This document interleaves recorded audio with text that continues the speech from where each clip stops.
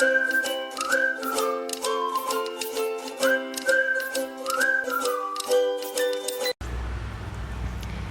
അടുക്കളയിലേക്ക് സ്വാഗതം. അപ്പോൾ നമ്മൾ ഇന്ന് റെഡിയാക്കാൻ പോകുന്ന ഡിഷിൻ്റെ പേര് സാലഡാണ്. വെജിറ്റബിൾ സാലഡാണ് നമ്മൾ റെഡിയാക്കാനായിട്ട് പോകുന്നത്. അപ്പോൾ അതിന് വേണ്ട ഇൻഗ്രീഡിയൻസ് എന്താണെന്ന് നോക്കാം.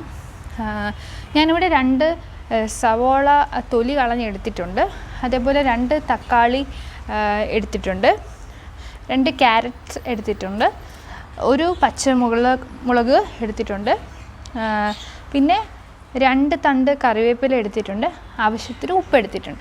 നമ്മൾ ചെയ്യേണ്ടത് എന്താണെന്ന് വെച്ചാൽ നമ്മുടെ ഈ വെജിറ്റബിൾസ് എല്ലാം കൂടി കറിവേപ്പില മാറ്റി വെച്ചിട്ട് ബാക്കി വെജിറ്റബിൾസ് എല്ലാം കൂടി കനം കുറച്ച് വളരെ നൈസായിട്ട് വളരെ തിന്നായിട്ട് അരിഞ്ഞെടുക്കുകയാണ്. അപ്പം നമുക്കത് അരിഞ്ഞെടുത്ത് കൊണ്ടുവരാം. ഇനി നമ്മുടെ മെയിൻ ഇൻഗ്രീഡിയൻറ്റ് തൈരാണ്. അത് നമ്മൾ ഇതെല്ലാം കൂടെ അരിഞ്ഞെടുത്തതിന് ശേഷമാണ് നമ്മൾ ആഡ് ചെയ്യുന്നത്. അപ്പോൾ ഇത്രയും വെജിറ്റബിൾസ് നമുക്ക് ആദ്യം അരിഞ്ഞെടുത്ത് കൊണ്ടുവന്നിട്ട് തൈര് ആഡ് ചെയ്യുന്നത് എല്ലാം സ്റ്റെപ്പ് ബൈ സ്റ്റെപ്പായിട്ട് നമുക്ക് എങ്ങനെയാണെന്ന് കാണാം. അപ്പോൾ ഞാനിവിടെ നമ്മുടെ വെജിറ്റബിൾസ് എല്ലാം തന്നെ സ്ലൈസ് ചെയ്ത് വളരെ തിന്നായിട്ട് അരിഞ്ഞെടുത്തിട്ടുണ്ട്. സ്ലൈസർ യൂസ് ചെയ്തിട്ടല്ല, നൈഫ് വെച്ച് കത്തി വെച്ച് തന്നെയാണ് അരിഞ്ഞെടുത്തിട്ടുള്ളത്. നിങ്ങൾക്ക് വേണമെങ്കിൽ സ്ലൈസർ യൂസ് ചെയ്ത് സ്ലൈസ് ചെയ്തെടുക്കാം. അപ്പോൾ അത് പക്ഷേ ഒരുപാട് തിന്നായി പോകും. നമ്മൾ അധികം തിന്നാക്കുന്നില്ല, എന്നാൽ ആവശ്യത്തിന് തിന്നുമാണ്. നിങ്ങൾക്ക് മനസ്സിലാവും. തക്കാളിയൊക്കെ നമ്മൾ ഈ ഒരു സൈസിനാണ് അരിഞ്ഞെടുത്തിട്ടുള്ളത്. ഞാൻ നീളത്തിനാണ് അരിഞ്ഞെടുത്തിട്ടുള്ളത്. അതേപോലെ തന്നെ നമ്മുടെ സവോള ഇതാണ് സവോളയുടെ തിക്നെസ് എന്ന് പറയുന്നത്. അപ്പോൾ അതേപോലെ ക്യാരറ്റ് തിക്നെസ് ഇത്രയും തിക്നെസ് ഉണ്ട്, എന്നാൽ അത്യാവശ്യം തിന്നുമാണ്. അപ്പോൾ നമ്മുടെ വെജിറ്റബിൾസ് എല്ലാം കൂടി നമുക്ക് പാത്രത്തിലേക്ക് നമ്മൾ അരിഞ്ഞെടുത്ത വെജിറ്റബിൾസ് ഇട്ട് കൊടുക്കാം.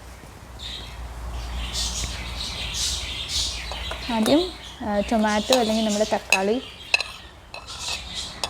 ഇനി സവാള ഇട്ട് കൊടുക്കുന്നു.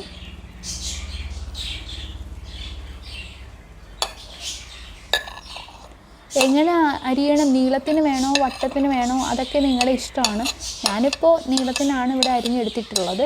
ഇനി നമുക്ക് ഇവിടെ ക്യാരറ്റ് ഇട്ട് കൊടുക്കാം.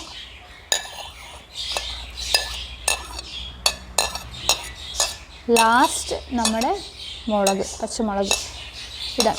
പച്ചമുളകിൻ്റെ അളവും നിങ്ങളുടെ എരിയുടെ ഇഷ്ടമനുസരിച്ച്, എരി കൂടുതൽ ഇഷ്ടപ്പെട്ട ആൾക്കാർക്ക് മുളകിൻ്റെ അളവ് കൂട്ടാം. ഇനി നമുക്ക് ആവശ്യത്തിന് ഉപ്പ് ഇതിലേക്ക് ചേർത്ത് കൊടുക്കാം.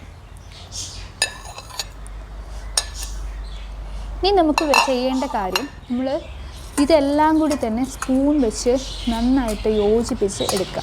ഈ വെജിറ്റബിൾസ് കംപ്ലീറ്റ് അങ്ങോട്ടും ഇങ്ങോട്ടും മിക്സായി വരണം, അതാണ് നമ്മുടെ ഉദ്ദേശം. അതിനായിട്ട് എസ്പെഷ്യലി നമ്മുടെ തക്കാളിയുടെ ആ ഒരു ജ്യൂസ് കംപ്ലീറ്റ് ഒന്ന് മിക്സായിട്ട് വരണം. അതേപോലെ നമ്മുടെ ഓണിയൻ്റെ ഒരു ഫ്ലേവർ മിക്സായിട്ട് വരണം.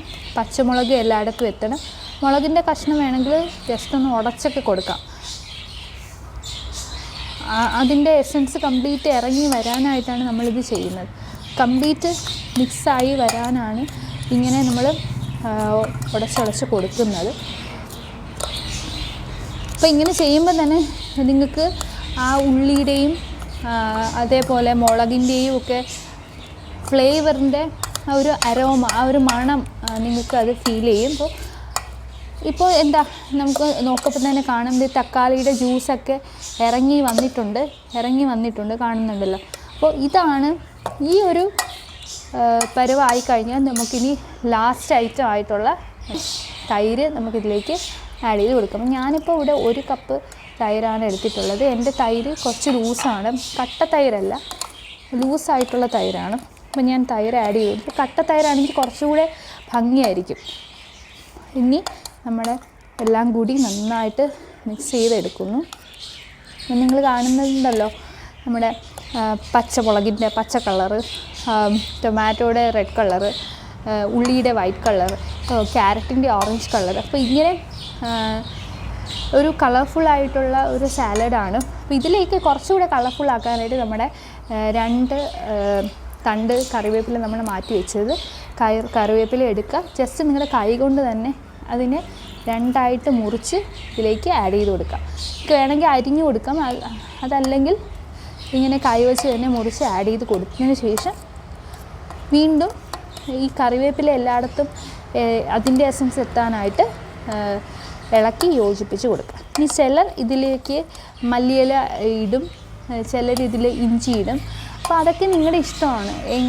നിങ്ങളുടെ ഇഷ്ടപ്പെട്ട ഫ്ലേവർ ഏതൊക്കെയാണെന്ന് വെച്ചാൽ അതനുസരിച്ച് നിങ്ങൾക്ക് ഇതിലൊക്കെ മാറ്റം വരും.